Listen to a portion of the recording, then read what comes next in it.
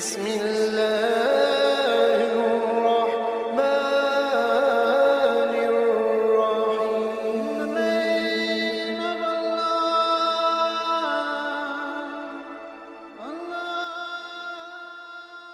الرحيم. بسم اللہ الرحمن الرحیم.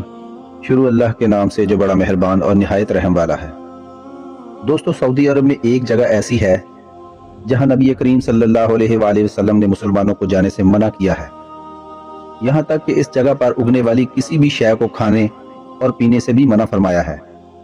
اس جگہ کا نام ہے الاولیٰ.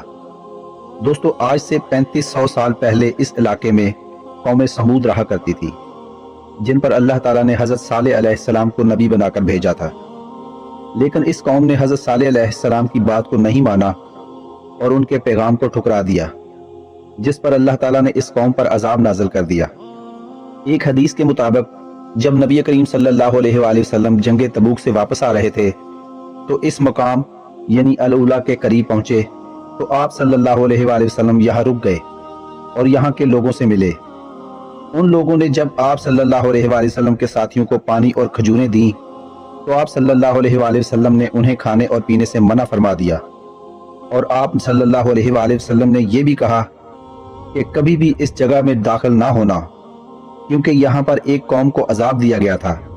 اور آپ صلی اللہ علیہ وآلہ وسلم نے یہ بھی کہا کہ مجھے ڈر ہے کہ کہیں تم بھی ان چیزوں کو نہ اپنا لو جو قوم سمود میں تھیں.